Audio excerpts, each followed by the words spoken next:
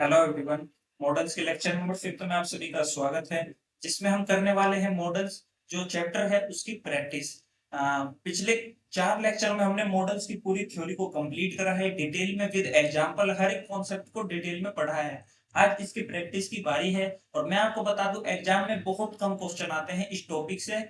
ठीक है, इस एग्जाम मतलब एग्जाम में ना बहुत कम तो वो क्वेश्चन आते हैं इस टॉपिक से, तो हमें बहुत ज्यादा डिटेल में भी जाने की जरूरत नहीं है। इसकी प्रैक्टिस भी आप देखोगे तो बहुत बेसिक लेवल पे हुई है। तो यहाँ पे मैं 25 से 28 क्वेश्चन लेके आया हूँ, जिसकी प्रैक्टिस हमारे लिए इनफ होगा। ठीक है, जिसकी प्रैक्टिस हमारे लिए इनफ होगा, इससे ज्यादा हमें नहीं करना। चलिए तो क्वेश्चन नंबर फर्स्ट से करते हैं start. I was unhappy because I would not attend the marriage of my friends of my friend yesterday। I was unhappy, मैं उदास था, मैं अनहैप्पी था, बिकॉज क्योंकि I would not attend the marriage, मैं अटेंड नहीं कर पाया, ऑफ माई फ्रेंड yesterday, मतलब मेरे फ्रेंड की जो शादी थी, मैरिज थी, उसको मैं अटेंड नहीं कर सका। यहाँ पे आप देखेंगे पास्ट की उसकी एबिलिटी थी कि वो मैरिज अटेंड नहीं कर सका, तो यहाँ पे पास्ट की एबिलिटी को दिखाने के लिए गुड मॉडल का यूज करेंगे, बी पार्ट में एरर मार्क कर देंगे। आगे बढ़ेंगे। How would you touch my favourite dress. इस सेंटेंस को पढ़ के आपको ये पता लग रहा होगा कि यहाँ पे कुछ हिम्मत दिखाने जैसी बात हो रही है कि तुमने हिम्मत कैसे की मेरी फेवरेट ड्रेस को टच करने की। ठीक है, तुमने जब हिम्मत की बात हो रही है, इस सेंटेंस को आप पढ़ेंगे तो आपको समझ में आएगा कि भाई यहाँ कुछ हिम्मत से रिलेटेड है कि how would you touch my favourite dress, तुम्हारी हिम्मत कैसे हुई मेरे फेवरेट ड्रेस को टच करने के लिए। और यहाँ पे वुड का यूज नहीं करते हम, मॉडल डेयर का यूज करते हैं जब हमें ये बताना होता है तुम्हारी हिम्मत कैसे हुई ये काम करने की, इसलिए हम मॉडल डेयर का यूज करेंगे। यहाँ पे आपका ए पार्ट में एरर था। नेक्स्ट क्वेश्चन पे बढ़ते हैं। My father is the only person in this world, मेरे पिताजी इकलौते इंसान हैं इस संसार में, आई माइट ट्रस्ट, जिन पे मैं भरोसा कर सकता हूँ। लेकिन यहाँ पे देखना, माइट क्या दिखाता है, लेस पॉसिबिलिटी, कोई भाई 10% पॉसिबिलिटी है इस काम की। मैं अपने पिताजी पर विश्वास करता हूँ, कितना, ना के बराबर विश्वास करता हूँ, नहीं, ये सेंटेंस आपको सरासर गलत हो जाएगा। मैं अपने पिताजी पे विश्वास करता हूँ, और इसने इतना प्यारा सेंटेंस बोला है, my father is the only person in this world, मेरे पिताजी इकलौते ऐसे इंसान है इस संसार में जिन पे मैं ट्रस्ट करता हूँ। उसने इतना प्यारा सेंटेंस बोला है कि इकलौते ऐसे इंसान है, तो यहाँ पे मतलब वो कह रहा है कि एक तो इकलौते ऐसे इंसान है जिन पर मैं ट्रस्ट करता हूँ, ऊपर से कह रहा है ना के बराबर ट्रस्ट करता हूँ। ट्रस्ट तो करता हूँ लेकिन ना के बराबर, ये सरासर नॉनसेंस वाली बात कर रहा है। आप यहाँ पे या तो मस्ट बोलेंगे या तो आप यहाँ पे मैं बोलेंगे। ठीक है, कि मैं अपने पिताजी पे विश्वास करता हूँ पूरा 100%, या मैं विश्वास करता हूँ, ये भी आपकी हाई पॉसिबिलिटी को दिखाता है कि मैं अपने पिताजी पे इस संसार में सबसे ज्यादा विश्वास करता हूँ। आपके सी पार्ट में एरर था। ये मॉडल टॉपिक है ना आपका, ये मूड को रिप्रेजेंट करता है, ये आपके एकेडमिक इंग्लिश का पार्ट है, इसलिए एग्जाम में इसका इससे ना बहुत कम क्वेश्चन आता है। ठीक है, इसलिए अब ये बताओ यार, माइट लगा दिया, मस्ट भी आ सकता है, मे भी आ सकता है। ठीक है, समझ रहे हो, ये एकेडमिक इंग्लिश का पार्ट है, इसमें कुछ भी कहीं भी होता रहता है, मॉडल मूड को बताता है। अब एक सेंटेंस में क्या ही आप मूड पता लगा सकते हो, सेंटेंस में बहुत कम बार ऐसा होता है कि आप मूड पता लगा पाते हो, और जब जब आप पता लगा पा रहे हो तो हम उसकी प्रैक्टिस कर रहे हैं। You need not to tell a lie when the officer asked you where you were when the accident took place, तुम्हें झूठ बोलने की जरूरत नहीं थी। When the officer asked you, जब ऑफिसर ने तुमसे पूछा, वेयर यू वर, तुम कहाँ थे, when the accident took place, जब एक्सीडेंट हुआ। यहाँ पे हम देखेंगे when the officer asked, second form of verb की बात हो रही है, यानी यहाँ पे पास्ट की बात हो रही है। When the accident took place, took place में भी आप देखेंगे second form of verb, past की बात हो रही है। चलो इतना समझ आ गया, पास्ट की बात हो रही है। आगे देखते हैं। You need not to tell a lie, यहाँ पे हम देखेंगे नीड और नोट आ गया, फिर टू आ गया। हमने क्या पढ़ा था, थोड़ा सा रिवीजन कर लेते हैं। वैसे तो हमने कॉन्सेप्ट डिटेल में पढ़ा था कि नीड कब हमारा मॉडल की तरह यूज होता है और कब हमारा मेन वर्ब की तरह। चलो देखते हैं। नीड के दो यूज हैं, पहला और दूसरा। पहला है जब ये मॉडल की तरह यूज होगा, और दूसरा है जब ये मेन वर्ब की तरह यूज होगा। जब ये मॉडल की तरह यूज होता है तो इसके साथ में हम टू का यूज नहीं कर सकते, लेकिन जब ये मेन वर्ब की तरह काम करता है तो इसके साथ में हम टू का यूज कर लेते हैं। ठीक है, अब इसमें आते हैं सेंटेंस में। You need not tell a lie, देखना सबसे पहली बात तो ये नेगेटिव सेंटेंस है आपका, किसका सेंटेंस है, नेगेटिव सेंटेंस। जब हमें एक नेगेटिव सेंटेंस बनाना होता है, जब हमें एक नेगेटिव सेंटेंस बनाना होता है तो हम कैसे बनाते हैं देखना, he did not play hockey, he did not play hockey, वह हॉकी नहीं खेलता था, वह हॉकी नहीं खेलता था। यहाँ पे डिड और नॉट का यूज हो रहा है जब प्ले हमारा मेन वर्ब की तरह काम कर रहा है। ऐसे यहाँ पे ही को हटा देते हैं ना, यू को लेते हैं सीधा और इसी में देखते हैं, you need not to tell a lie. देखो सबसे पहली बात, जब यहाँ पे हमारा टू आया है, जब यहाँ पे टू आया है तो इसका मतलब जो हमारा मॉडल नीड है वो किसकी तरह काम करना चाहिए, मेन वर्ब की तरह काम करना चाहिए। लेकिन जब ये मेन वर्ब की तरह काम तो जब करेगा ना, जब यहाँ पे हम ऐसा लिखेंगे, you did not need to tell a lie. यहाँ पे ऐसा होता है, डिड आपका हेल्पिंग वर्ब हो जाता है, नीड आपका मेन वर्ब हो जाता है और मेन वर्ब के साथ में आपका टू आ जाता। तो आपका ऐसे बनना चाहिए था स्ट्रक्चर, लेकिन इसने तो कुछ और ही बना रखा है, यू नीड नॉट टू लगा रखा है, ए पार्ट में आप एरर मार्क कर दो। आगे समझ में, इस बात को हमने डिटेल में पढ़ा था अपने थ्योरी वाले पार्ट में भी, ठीक है। आगे बढ़ते हैं। When my son was in school every night, जब मेरा बेटा जो है वो स्कूल में था, एवरी नाइट हर रात, I can go for a walk after dinner, dinner मैं डिनर के बाद एक वॉक के लिए जा सकता था। ठीक है, जब मेरा बेटा स्कूल में था, बात किसकी हो रही है, पास्ट की हो रही है, second form of verb B, was वर और बीन। ठीक है, बी और वाज वर और बीन, यहाँ पे सेकंड फॉर्म ऑफ वर्ब यानी पास्ट की बात हो रही है। तो every night I could go आएगा यहाँ पे, यहाँ पे कैन का पास्ट क्या कर देंगे, कुड गो, मैं जा सकता था, पास्ट की बात हो रही है तो कुड यूज करेंगे यहाँ पे। आगे बढ़ेंगे क्वेश्चन पे। The streets are so wet. It should have rained last night. जो गलियां हैं वो बहुत ज्यादा भीगी हैं, गीली हैं। Are so wet. It should have rained last night. जरूर कल रात बारिश हुई होगी। यहाँ पे हम देखना, शुड का यूज तो हम एडवाइस देने के लिए करते हैं ना, शुड का यूज तो एडवाइस देने के लिए करते हैं। लेकिन यहाँ पे ये कह रहा है कि गलियां भीगी पड़ी है, पक्का रात में क्या हुई होगी, बारिश हुई होगी। रात में क्या हुई होगी, बारिश हुई होगी। जब यहाँ पे बारिश हुई होगी, संभावना की बात हो रही है, तो सबसे पहली बात ये एडवाइस वाला वर्ड तो यहाँ आएगा ही नहीं। फिर हमने क्या पढ़ा, रेन के साथ में हम मोस्टली किसका यूज करते हैं, मे या फिर माइट का। अब यहाँ पे मे का यूज करेंगे या फिर माइट का, यहाँ पे मे का यूज करेंगे या फिर माइट का। तो हम देखेंगे गलियां अगर भीगी है तो पक्का बारिश हुई होगी, उसकी संभावना क्या है, ज्यादा है। ऐसा थोड़ी कि गलियां भीगी और बारिश नहीं हुई हुई होगी, अरे बारिश हुई है जब तो गलियां भीगी है। तो मे का आपका यूज होगा, माइट का यूज नहीं होगा। एग्जाम में एरर किसमें था, आपके सी पार्ट में था, इस क्वेश्चन में। आगे बढ़ते हैं। The thief often opened the door quietly, धीमे से दरवाजा खोला था, and escaped in the dark with whatever he could collect, और भाग गया, एस्केप कर गया, जो कुछ भी वो कलेक्ट कर सकता था। द थीफ ओपन, यहाँ पे हम देखेंगे ओपन सेकंड फॉर्म वर्ब यानी पास्ट की बात हो रही है। यहाँ पे देखेंगे एस्केप्ड, फिर से सेकंड फॉर्म ऑफ वर्ब और पास्ट की बात हो रही है। आगे समझ में, पास्ट की बात हो रही है, चलो कोई दिक्कत नहीं। इन द डार्क, वो अंधेरे में भागे, वाट एवर ही वुड कलेक्ट, वो जो कुछ भी कलेक्ट कर सका था। अब यहाँ पे उसकी पास्ट एबिलिटी की बात हो रही है कि वो पास्ट में क्या कुछ कलेक्ट कर सका था, वो हर उस सामान के साथ भाग गया जो कुछ वो कलेक्ट कर सका था। एबिलिटी की बात हो रही है, यहाँ पे वुड की जगह कुड का यूज होगा। आगे बढ़ते हैं।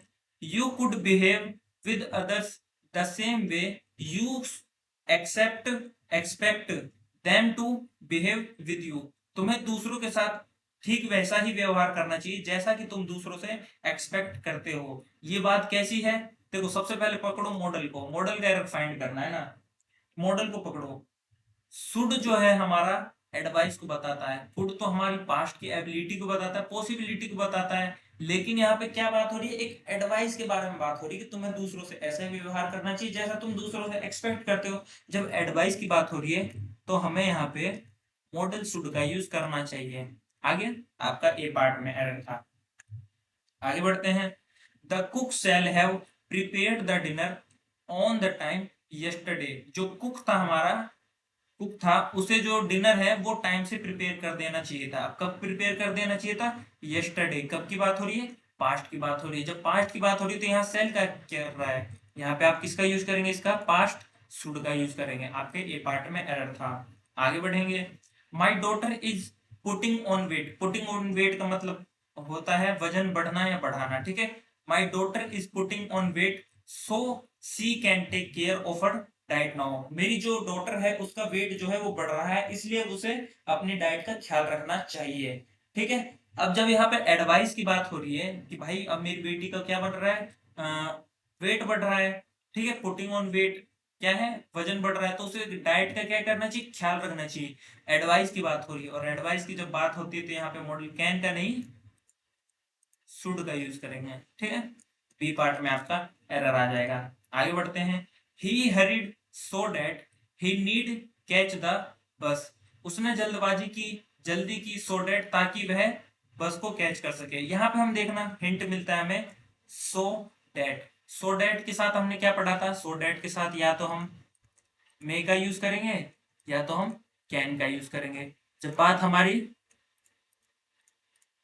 प्रेजेंट की हो। और कैन के साथ सॉरी सो डैट के साथ हम यूज करेंगे माइट का या फिर कुड का, जब बात हमारी पास्ट की हो रही हो। अब यहाँ पे देखना सो डैट के साथ सबसे पहले तो नीड आएगा ही नहीं, क्या आएगा फिर, हरिड। यहाँ पे देखना सेकंड फॉर्म ऑफ वर्ब है, सेकंड फॉर्म ऑफ वर्ब है, यानी पास्ट की बात हो रही है। जब पास्ट की बात हो रही है तो यहाँ पे आप मे या माइट का यूज करेंगे, तो आपके बी पार्ट में एरर था। अगर यहाँ पे प्रेजेंट होता, हरी होता, सो डैट के बाद में क्या आता, मे या कैन आता, ठीक है। आगे बढ़ते हैं। The English built the roofs with a steep slope so that the rain water and snow can slide off easily. The English, अच्छा यहाँ पे जो ये है द इंग्लिश, ये उन लोगों के लिए यूज हो रहा है, ये पूरी कम्युनिटी, इंग्लिश जो लोग होते हैं ना, अंग्रेज कह सकते हैं आप इन्हें, है ना, जो इंग्लिश लोगों की पूरी कम्युनिटी को दिखा रहा है। जब आर्टिकल आ जाता है उसके बाद में आपको वो लैंग्वेज आ जाता है, तो वहां पे लोगों के बारे में बात होती है, ठीक है। जैसे द इंडियन, तो यहाँ पे इंडियन लोगों के बारे में सारी की बात हो रही है, ठीक है। ऐसी द इंग्लिश का मतलब सभी अंग्रेजी लोगों की बात हो रही है कि उन्होंने बनाया था roof with A steep slope. Build क्या है आपका सेकंड फॉर्म ऑफ वर्ब है, ध्यान रखना, यानी पास्ट की बात हो रही है। स्टीप स्लोप के उन्होंने रूफ बनाए थे, रूफ मतलब छत, सो डेट ताकि जो रेन वाटर और स्नो है वो स्लाइड ऑफ हो सके इजीली, सो डेट, सो डेट फिर से मिल गया। इसके साथ में क्या आता है आपका, या तो आपका मे आएगा या तो आपका कैन आएगा, या तो आपका माइट आएगा या तो आपका कुड आएगा। यहाँ पे हम देखेंगे सेकेंड फॉर्म ऑफ वर्ब यानी पास्ट की बात हो रही है, यहाँ पे कैन क्या कर रहा है, यहाँ पे आप कुड कर भरेंगे, आप इसी पार्ट में एरर था। आगे बढ़ेंगे।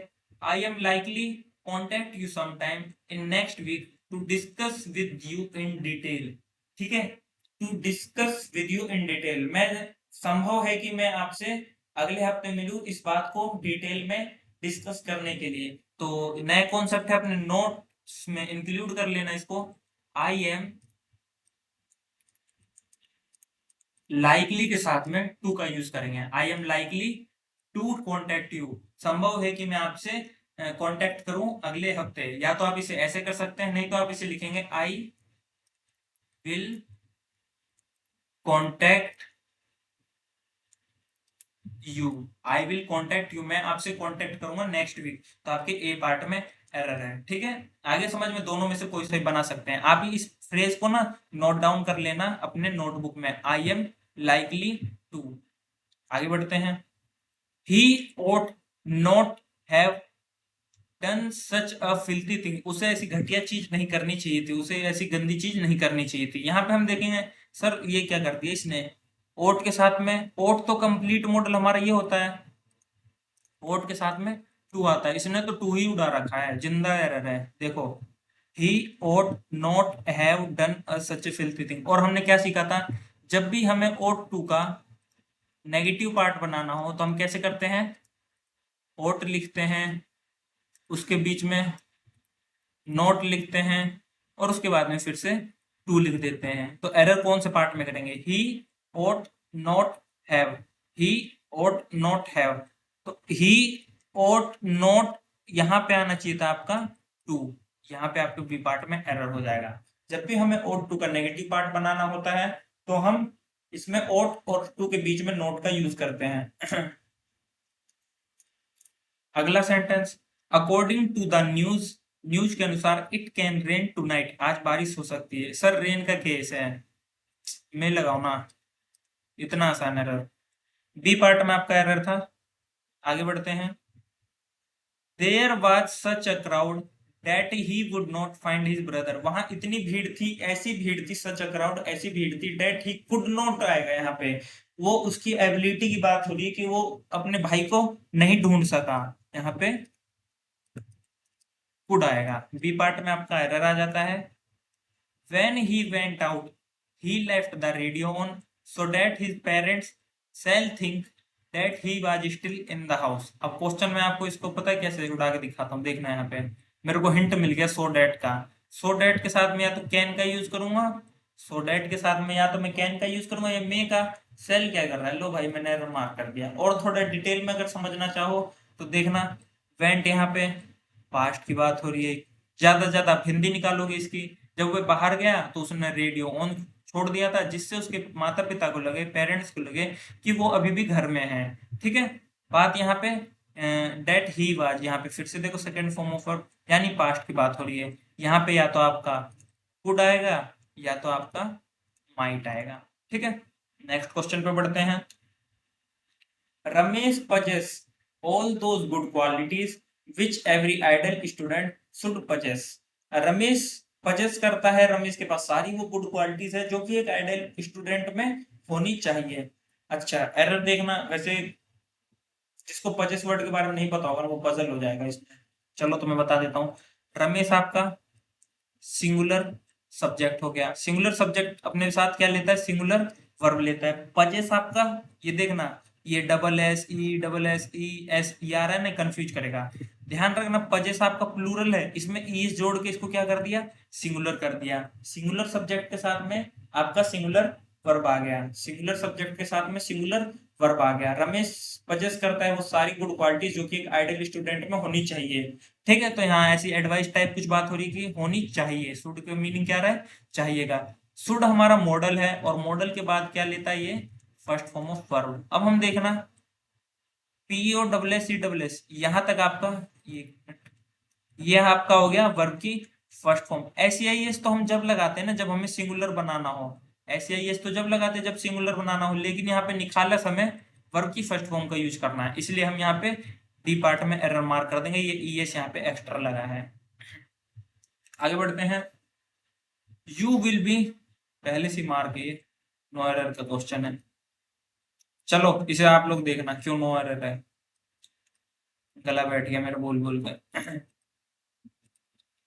एवरी मॉर्निंग ही माइट किस his beloved and set of for work. Her morning he might किस, वह शायद किस करता है, his beloved and set of for work, है ना।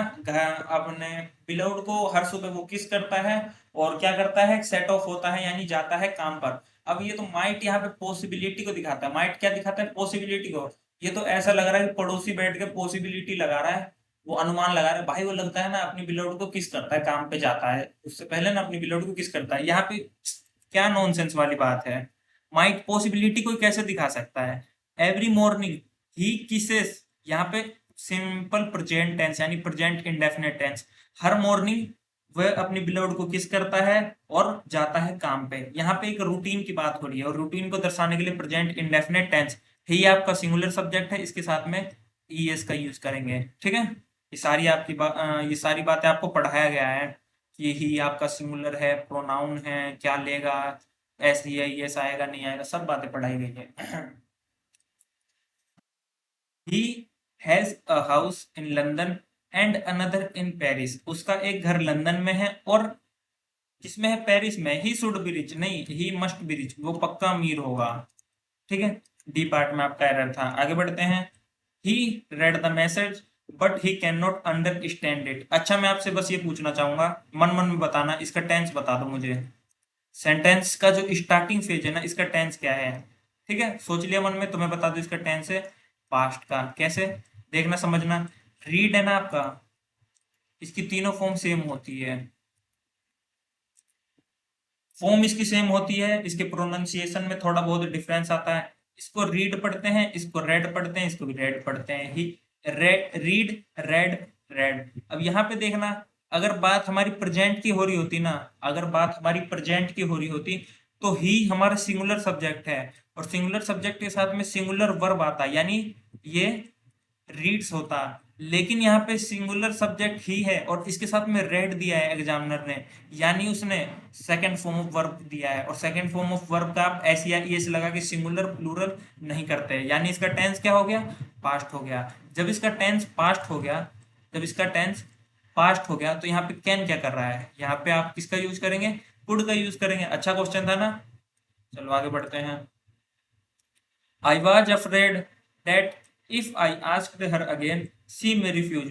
मुझे डर था कि अगर मैं उससे दोबारा पूछता हूँ तो वो रिफ्यूज हो जाएगी, कर देगी, यानी मना कर देगी। यहाँ पे देखेंगे I was afraid में डरा हुआ था, second form of verb, be was were यानी second form of verb, asked पूछना फिर से सेकंड फॉर्म ऑफ वर्ब यानी पास्ट की बात हो रही है भैया, ठीक है। सी में का यूज क्यों करेंगे, हम यहाँ पे पास्ट की बात करेंगे ना, माइट का यूज करेंगे यहाँ पे। लो जी, डी पार्ट में आपका एरर था। आगे बढ़ते हैं। He can write the letter in English, थोड़ा पानी पी के आता हूँ उसके बाद। अब करते हैं स्टार्ट फिर से। He can write the letter in English, he wanted to, वो जो लेटर है उसको इंग्लिश में लिख सकता है अगर वो चाहता है। यहाँ पे हम देखेंगे कैन बात कर रहा है प्रेजेंट की, यहाँ पे वांटेड किसकी बात कर रहा है, पास्ट की, सेकंड फॉर्म ऑफ वर्ब है ना, want wanted wanted second form of verb है। यहाँ बात प्रेजेंट की हो रही है, यहाँ बात पास्ट की हो रही है। तो सर हम इसको तो दो तरीके से सोल्व कर सकते हैं, या तो हम कैन को पास्ट बना दे, या तो हम वांट को प्रेजेंट बना दे, या तो हम वांटेड को क्या बना दे, प्रेजेंट बना दे। हमें टेंस का रिदम ही तो मिलाना है, टेंस का रिदम ही तो मिलाना है। लेकिन हम यहाँ पे दो तरीके से चेंज कर सकते हैं, लेकिन एग्जाम में कैसे करेंगे ये बात ध्यान रखना। देखो एग्जामिनर ने क्या दिया है कि भाई मैं प्रेजेंट को लेके आपसे बात करूंगा, एग्जामिनर ने बोला मैं प्रेजेंट को लेके बात करूंगा, तो वो यहाँ से पे ना वांट चाहता है, इफ ही वांट्स, वांटेड यहाँ पे गलत हो जाएगा, ठीक है। फिर से एक बार समझना, आप शुरू में ही एग्जामिनर को गलत नहीं ठहरा सकते कि भाई तुमने बाद में वांटेड दिया है और यहाँ पे प्रेजेंट दिया है तो मैं तुम्हें यहीं पे करेक्ट करूँ, नहीं। एग्जामिनर को आप शुरू में गलत नहीं कर सकते, उसको जज नहीं करेंगे। आप आगे पढ़ेंगे, आप प्रेजेंट के हिसाब से यहाँ पे प्रेजेंट करेंगे। ऐसा नहीं कि आपने पहले ही बोल दिया भाई तुमने प्रेजेंट दिया है यहाँ पास्ट दिया है, मैं तो अपने तरीके से करूंगा यहाँ पास्ट करूंगा। आपने पहले ही एग्जामिनर को गलत ठहरा दिया, जो कि आप गलत हो।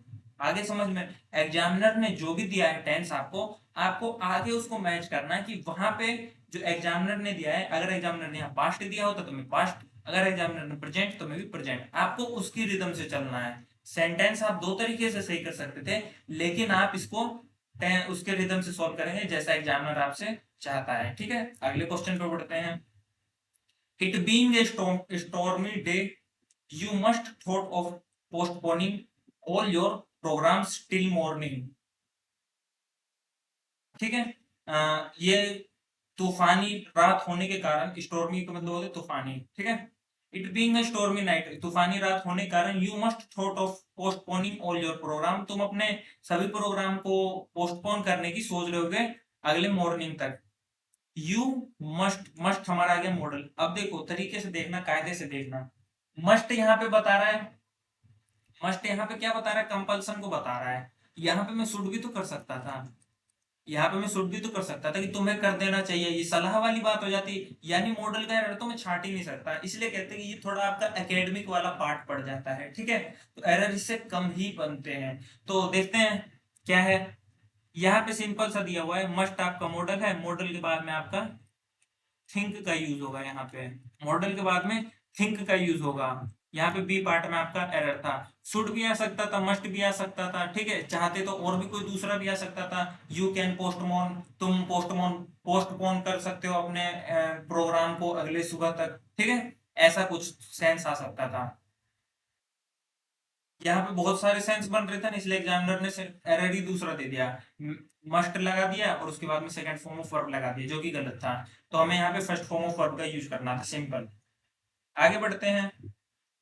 Do you doubt about the success of this boy who is used to work hard in all circumstances, ठीक है। ये भी बहुत अच्छा क्वेश्चन है। चलो, do you doubt, about the success of this boy, क्या तुम डाउट करते हो इस बॉय की सक्सेस को लेके। Who is use to, who आपका सब्जेक्ट हो गया यहाँ पे। कैसा सब्जेक्ट सर, प्रोनाउन का कॉन्सेप्ट है ये, मैं आपको बताऊं प्रोनाउन का कॉन्सेप्ट है, इसलिए तो कहते हैं पूरी ग्रामर रिलेटेड है आपस में, हम ऐसे नहीं कहीं से कुछ भी उठाकर पढ़ सकते हैं। पूरी ग्रामर अब यहाँ पे रिलेटेड प्रोनाउन, रिलेटिव प्रोनाउन का कॉन्सेप्ट यूज हुआ है, तो प्रोनाउन टॉपिक में पढ़ेंगे कि हु हमारा सब्जेक्ट हो कैसे गया भाई। सब्जेक्ट तो हम पढ़ते थे या तो नाउन होगा या तो प्रोनाउन होगा, हु कहाँ से आ गया, ये क्या होता है, क्या ये नाउन है या प्रोनाउन है, तो पूरा ग्रामर रिलेटेड है। इसलिए मैं आपको बोलना चाहूंगा आप एक सीक्वेंस में पढ़े, सबसे पहले आप बेसिक्स ऑफ ग्रामर पढ़े, फिर टेंस पढ़े, फिर मॉडल पढ़े, फिर कंडीशनल्स पढ़े, ठीक है, कंडीशनल्स के बाद वर्ब पढ़े, ठीक है। इस तरीके से पढ़ना सही रहेगा एक सीक्वेंस में। तो देखते हैं यहाँ पे, हु आपका सब्जेक्ट हो गया, is be plus used to, subject plus be plus used to. Sir ये तो वो वाला सेंस आ गया यूज्ड टू, जब एडिक्शन का सेंस देता था, जब एडिक्शन का सेंस देता था। क्या तुम इस लड़के की सक्सेस पे वो करते हो, संदेह करते हो, जो कि ही इज यूज्ड टू यानी वो आदी है, वर्किंग हार्ड आएगा यहाँ पे, क्या आएगा, वर्किंग हार्ड। हमने क्या फॉर्मेट पढ़ा था, be plus used to plus में वर्ब की फर्स्ट फॉर्म उसके साथ में आईएनजी। जब यूज टू का मीनिंग क्या हो, एडिक्शन हो। क्या तुम उस लड़के की सक्सेस पे संदेह करते हो जो कि आदी है हार्ड वर्क करने का, तो यहाँ पे वर्क की जगह क्या आएगा, वर्किंग आएगा। क्या आएगा मेरे भाई, वर्किंग आएगा। डी पार्ट में आपका एरर था। नेक्स्ट क्वेश्चन पे बढ़ते हैं। Shall you like to accompany us in the picnic which we are going to arrange today. Shall you like to, क्या तुम पसंद करोगे, accompany us in the picnic which we are going to arrange today, जो आज हम arrange करने जा रहे हैं। अब देखना हमने क्या पढ़ा था, आई और वी के साथ में सेल का यूज करते हैं, लेकिन मॉडर्न इंग्लिश में हम आई और वी के साथ में विल का भी यूज करते हैं। क्या हमने ऐसा पढ़ा था, यू, दे और क्या पढ़ा था, यू, दे, वी, इट, या फिर किसी का नेम हो, इसके साथ में हम विल का यूज करते हैं। सेल कहां से आ गया इसमें, इसमें सेल आपका नहीं आएगा। यू क्या है, इस वाली कैटेगरी में आ रहा है, यू इस वाली कैटेगरी में आ रहा है, तो इसके साथ में आप विल का यूज करेंगे, ठीक है। ए पार्ट में आपका एरर था, यू के साथ में आप विल का यूज करते हैं ना कि सेल का। ये लास्ट क्वेश्चन है आपका मॉडल्स की प्रैक्टिस का। आई नो, मैं जानता हूं, I will be compelled to leave this house this week, इस हफ्ते में कंपेल्ड मजबूर किया जाऊंगा इस घर को खाली करने के लिए, which will be very disadvantageous for me, जो कि मेरे लिए बहुत ज्यादा डिसएडवांटेजेस, मतलब वो कह सकते हैं असुविधाजनक जैसा कुछ, असुविधाजनक जैसा, मुझे पता है कि मैं मजबूर किया जाऊंगा इस घर से निकाले जाने के लिए इस हफ्ते, लेकिन जो कि मेरे लिए क्या होगा, बहुत ज्यादा असुविधाजनक होगा। अब मैं आपसे चाहूंगा कि ये आपका होमवर्क हो जाएगा, ठीक है, HW हो जाएगा, बचपन में पढ़ते थे ना HW, और यहीं पे आपका मॉडल्स का जो टॉपिक होता है समाप्त होता है। अगली क्लास में हम क्या करेंगे, कंडीशनल्स, जो कि हमारा टॉपिक रह रहा था, है ना, मैंने बोला था ना वो टेंस के बाद कंडीशनल्स पढ़ाए थे, पढ़ाएंगे, लेकिन उसको स्किप कर दिया था, हमने बोला मॉडल्स पढ़ने के बाद कंडीशनल्स पढ़ेंगे, तो इससे अगला टॉपिक हम कंडीशनल्स पढ़ेंगे। उसके बाद हम वर्ब, जिसके दो पार्ट होते हैं, वर्ब बेसिक और वर्ब एडवांस। एडवांस को हम सबसे आखिरी में करेंगे, हम स्टार्ट करेंगे वर्ब बेसिक को, ठीक है।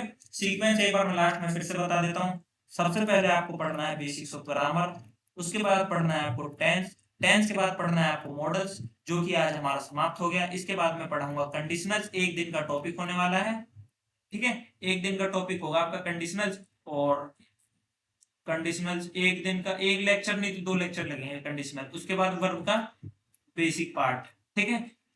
जब भी कोई टॉपिक शुरुआत होगा खत्म होगा तो मैं आपको फॉर्मेट बताता चलूंगा, आपको कैसे कैसे सीक्वेंस में पढ़ना। हो गया आपका पहला, ये दूसरा, ये तीसरा, ये चौथा, इस सीक्वेंस में पढ़ेंगे ना, तो मैं ग्रामर को रिलेट कर करके एक दूसरे के कॉन्सेप्ट एक दूसरे में लगा लगा के आपको समझाने की कोशिश कर रहा हूँ कि देखो भाई ये ऐसा है, ये ऐसा है ना।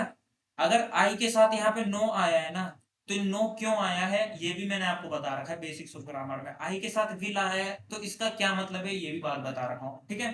अब आई के साथ बी आ रहा है ना, विल के साथ में बी आ रहा है, तो इसका क्या मतलब है, इस बात को हम वो इस टॉपिक में सीखेंगे, ठीक है। चीजें रिलेटेड है, इंटरकनेक्टेड है मेरे भाई, ठीक है। आगे मेरी बात समझ में, तो यहाँ पे आपका मॉडल टॉपिक होता है समाप्त। अब अगले लेक्चर में हम पढ़ेंगे कंडीशनल टॉपिक के बारे में, ठीक है। तो उम्मीद करता हूँ आपको अच्छे समझ में आया होगा, पढ़ के अच्छा लगा होगा। अगर आपको अच्छे समझ में आया, कॉन्सेप्ट आपके क्लियर हुए, क्वेश्चन पढ़ने में मजा आया, करने में मजा आया, तो एक कमेंट करके जरूर जाएं। आपका बहुत बहुत धन्यवाद।